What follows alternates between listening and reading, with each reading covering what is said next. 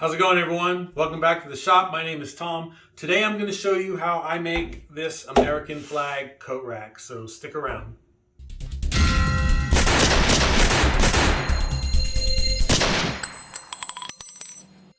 So a real quick overview in a nutshell, this case is just made out of 1x4s. The flag is exactly the same as the 19.5 by 37 inch flags that I make for my regular size flags, which I have a video for already. So I'll leave a link to that in the description below if you want to see that video. But essentially, it's only half of the flag. It's missing the bottom 6 stripes. It's only the part with the union. And I use a 1/2 inch plywood backer on the back of it. And the way that it's mounted is via a French cleat. So I'm going to show you exactly how I make this, how I put it all together. So let's get started. The first thing to do is to cut all the wood down to size. I used some 1x10s for the stripes this time because it was more cost effective, but you can just use 1x2s and 1x4s to make the stripes and the case without having to rip anything down as well. The only odd piece out in this build is the bottom of the case where the hooks are attached. I used a 1x6 on this one, which is about 5.5 inches wide. Next, I decided to sand everything before ripping the stripes down. I do this after ripping more often than not, but this time I decided to sand first. I may continue doing it in this order going forward as I feel like it saved a little time doing it this way. Either way, it really doesn't matter what order you do it in. After getting everything cut to length on the miter saw and sanded, I ripped my stripes down to their 1.5 inch width on the table saw. The next step is to burn. I have an entire video dedicated to how to do this on these flag projects, so if you want more detail on the technique I use, I'll link to that video down in the description for you. After burning, it's time to stain. These are stained exactly like my full-size flags, as there is no difference between them besides the fact that this is only half of a flag, without the bottom 6 stripes. As always, I mark out the distance of the union using my star template, and then tap in razor blades to leave a nice clean line between the colors when staining. Here I'm using Minwax semi-transparent stain in true blue and scarlet. This is the old formula I'm using here. The new formula is a bit more bothersome to apply, and you have to jump through a couple of hoops to get the colors I'm using, but I explain all of that in my How to Stain American Flag Projects video, which I'll also link in the description for you. After staining, I cut some 1/2 inch plywood to length on the miter saw, then rip it to width on the table saw. This is the same size as the flag and will be used as the backer for it. Once that is ready, it's time for the glue up. I glue up this half flag on my flag jig exactly the same way I do the full-size flags. The only difference is that I add an additional scrap piece to take up space where the bottom of the flag would normally be in order to keep my cawls nice and level all the way across. I give the glue 30 minutes or so to set up, and then take it out of the jig and flip it over so that I can clean up the squeeze out before it dries up completely. As always, I just use a damp rag and a pick to do this, but one of my viewers commented on another video that a straw works really well for doing this, so I'll definitely be trying that out on a future build. Next, I put a couple of clamps back on to make sure everything stays in place, and then sand the back of the flag nice and flat before adding the plywood back to it. To do that, I just add a good amount of glue, weigh it down with whatever I have laying around, and secure it with several rows of 1 inch 18 gauge brad nails. In this case, I cut the plywood a little long, so I had to take it over to the miter saw to clean up the ends and make sure they were nice and even. Next, we're ready to add the stars. If you've seen any of my other flag projects, particularly the flag building video, you've seen this before. But basically, I put a quick burn on the stars, and then clamp my homemade star template down over the union and use a pick to make small divots where the center of each star should be. Then I line up all the stars in place and glue them down with CA glue. Like I've mentioned before, I plan to make a template with the stars cut completely out so that I can just add the glue and drop them into the spaces. I'm probably going to have to buy a laser cutter in order to do that, but once I do, I'll make them available to buy on my website once that is up and running, along with build plans for all my builds and even a wood conditioner for cutting boards and such.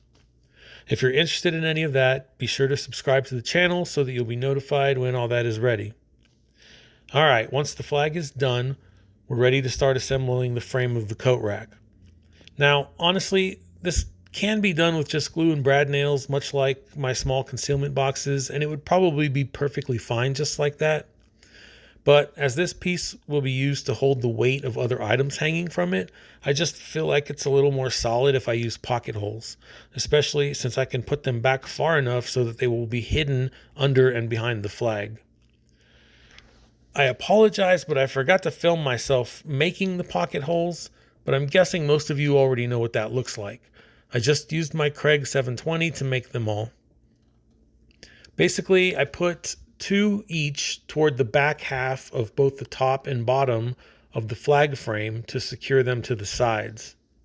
I also put several on the back of the lower piece that will hold the hooks in order to secure it to the sides and the bottom of the frame, as well as a bunch around the back of the assembled flag to secure it within the frame.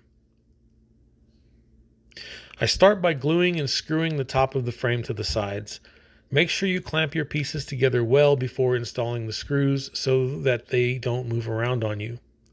I like to start on one side with a pocket hole clamp, then I use parallel clamps to hold it together for the rest. The clamp I'm using here is a Wen clamp, and I've been very happy with it. It's significantly less expensive than its Kreg counterpart, and it works just as well as far as I can tell. I'll leave an Amazon affiliate link to it and all the other tools that you see me using in this build in the description below. Once the top is attached, I like to attach the bottom to the hook support first, then attach it as an assembly to the rest of the frame. Again, I glue and screw these pieces together with some help from my pocket hole clamp to make it easier. Once those pieces are assembled, I just place the flag inside the frame to use it as a spacer in order to install the bottom assembly. I try to get as good of a snug fit on that flag as I can, and then glue and screw the bottom assembly in place. Once you've got the hook support secured, now is the opportunity to secure that bottom piece to the sides so that you can push the flag down away from it and have the space to do it, because once you install the flag, then you won't be able to anymore. Last, I support the flag underneath with something if necessary. This is where a good snug fit helps a lot. Because you need just enough space for the French cleat, I like to use a scrap piece of 1x material as a spacer while I install the screws. I don't use any glue here as it's really not necessary. This is really just to hold the flag in place and to provide extra support to the frame. Once you've got it all together, it's not a big deal if you were a little off on your measurements and the hook support is a little shorter or longer than the sides. If so, you can trim it up on the table saw or miter saw depending on the situation, and then reburn the cut edge. The coat rack is basically done at this point. The last things left to do are to seal it up, make and install the cleat, and install the hooks. As with my other flag projects, my go-to finish is lacquer. It's just so quick and easy to apply and leaves a great looking finish.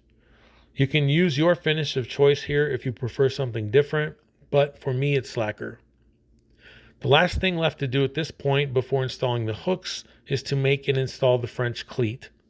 I like to use 1x3s to do this because I just feel like they are the perfect size.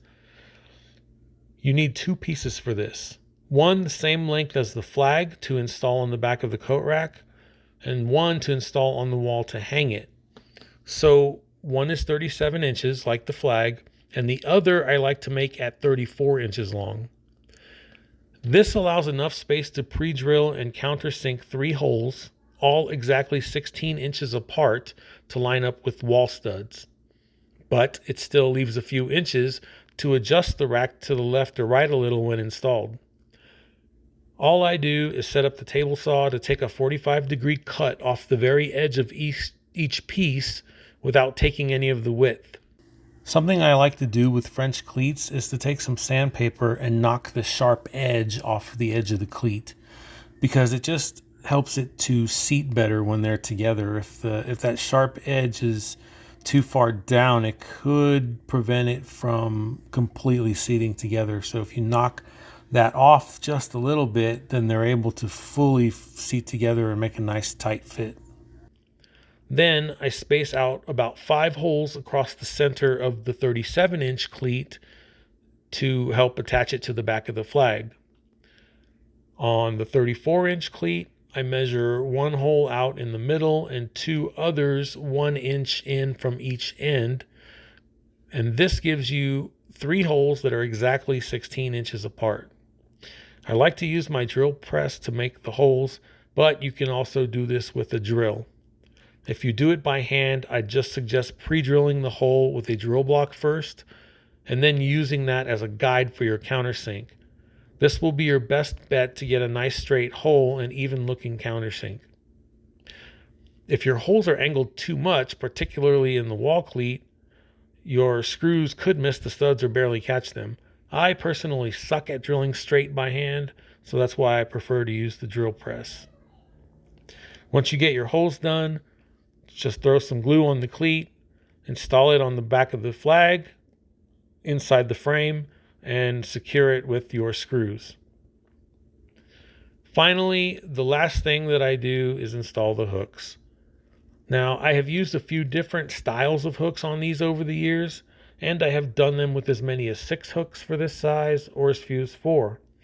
I lean towards doing 4 pretty much all the time now because it's more cost effective for one, but it also just gives the piece a more balanced look as a whole. It's a little too crowded with 6, I think. I got these particular hooks at Home Depot, but I've since found them on Amazon at a much better price. I think these are my favorite of all the hooks that I've used on these coat racks, and I'll probably just use them from now on. I'll leave an affiliate link to them in the description for you as well. And that's going to do it for this video. Please don't forget to like and subscribe if you are so inclined, and feel free to leave any questions for me in the comments. I hope you enjoyed the video. As always, thanks for watching. Stay safe and happy woodworking. I'll see you on the next one.